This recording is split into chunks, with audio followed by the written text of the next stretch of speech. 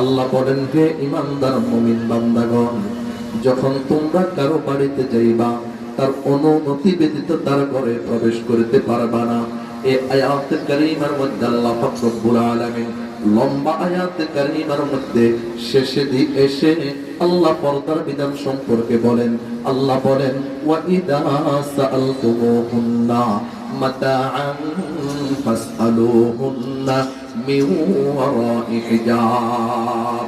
আল্লাহ পাক রব্বুল আলামিন বলেন, যখন আজকে থেকে তোমরা নবীর স্ত্রীদের কাছে যদি কোনো কিছু তোমরা চাও, কোনো কিছু চাওয়ার প্রয়োজন মনে করো, তাহলে তোমরা পর্দার আড়াল থেকে চাইতে হবে।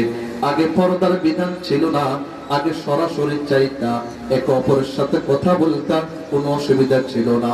যেহেতু আজকে থেকে পর্দা ফরজ করা হয়েছে, অতএব আজকে থেকে যদি তোমাদের কোনো কিছুর প্রয়োজন হয়, তাহলে তোমরা বাহির থেকে চাইতে হবে, ঘরের ভিতরে ঢোকার তোমাদের অনুমতি নাই।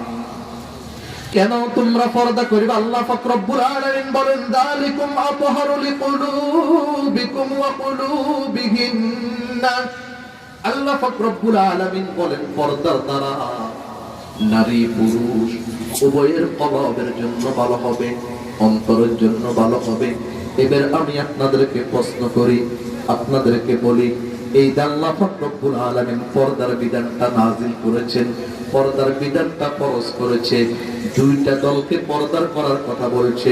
পুরুষদেরকে নারীদের থেকে, নারীদেরকে পুরুষদের থেকে পর্দা করার কথা বলছে। এখানে পুরুষ দ্বারা উদ্দেশ্যকে আর নারী দ্বারা উদ্দেশ্যকে। যখন আয়াত কারিমা নাযিল হলো, তখন তো পুরুষ ছিল সাহাবায়ে কেরাম, আর নারীরা ছিল রাসূলুল্লাহ সাল্লাল্লাহু আলাইহি ওয়াসাল্লামের বিবিরা। সাহাবায়ে কেরামকে আল্লাহ পাক রব্বুল আলামিন রাসূলুল্লাহ সাল্লাল্লাহু আলাইহি ওয়াসাল্লামের স্ত্রীদের থেকে পর্দা করার কথা বলছে। বলেন কাকে বলছে? সাহাবায়ে কেরামকে। আজকে আমাদের সমাজে কিছু লোক আছে, এরা গাল ব্যাখ্যা ব্যাখ্যাই বলে অনেক সময় যে পর্দার কি দরকার, নারীরা হইলো মারজাত, নারীরা হইলো বোনের জাত। কথা তো ঠিক, মারজাত বোনের জাত। যদি অন্তর ঠিক রাখি, যদি আমরা মিলেমিশে যদি কাজ কাম করি, কাঁধে কাঁধ মিলাই, তাহলে অসুবিধা কোথায়? আঙ্গ অন্তর তো ঠিক আছে। কি ঠিক আছে বলেন? অন্তর ঠিক আছে। হুজুররা সবসময় নেগেটিভ চিন্তা করে। হুজুররা কি করে? নেগেটিভ চিন্তা করে। আমি ওই সমস্ত সুশীল ভাইদের কাছে বলবো, প্রশ্ন করব, আল্লাহ পাক রব্বুল আলামিন যেই সমস্ত পুরুষদেরকে পর্দা করার কথা বলছে, তারা কারা? আল্লাহু আকবার, সাহাবায়ে কেরাম। আর যেই সমস্ত নারীদের থেকে পর্দা করার কথা বলছে, ওই নারীরা কারা? নবীর বিবিগণ, নবীর স্ত্রীগণ। আমি বলবো ওই সমস্ত পুরুষদেরকে, ওই সমস্ত নারীদেরকে, ওই সমস্ত পুরুষদেরকে বলবো যে আমাদের ঈমান, সাহাবায়ে কেরামের ঈমান, তাহারাত, তাকওয়া, আল্লাহু আকবার। এক একজন সাহাবায়ে কেরামের মর্যাদা তো আল্লাহর কাছে এই পরিমাণ ছিল, এক একজন সাহাবায়ে কেরামের মর্যাদা আল্লাহর কাছে ফেরেশতাদের থেকেও বেশি ছিল। তাহলে ওই ফেরেশতা, ওই সাহাবায়ে কেরামকে আল্লাহ পর্দার কথা বলছে, আর তোমার আর আমার দিলের অবস্থাটা কি?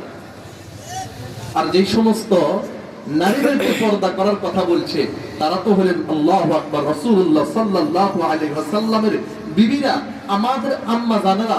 এরাদের জান্নাতি, এটার ভিতরে কোনো সন্দেহ আছে? বলেন, রাসূলুল্লাহ সাল্লাল্লাহু আলাইহি ওয়াসাল্লামের বিবিদের থেকে গুনাহ পাওয়া যাবে।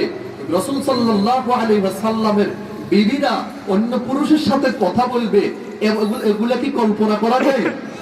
কিন্তু এরপরও আল্লাহ তাআলা ওই পুরুষদেরকে, যাদের মতো পুরুষ কিয়ামত পর্যন্ত আর পৃথিবীর বুকে আসবে না, ওই নারীদেরকে, যাদের মতো নারী কিয়ামত পর্যন্ত আর আসবে না, তাদেরকে পর্দা করার কথা বলছে।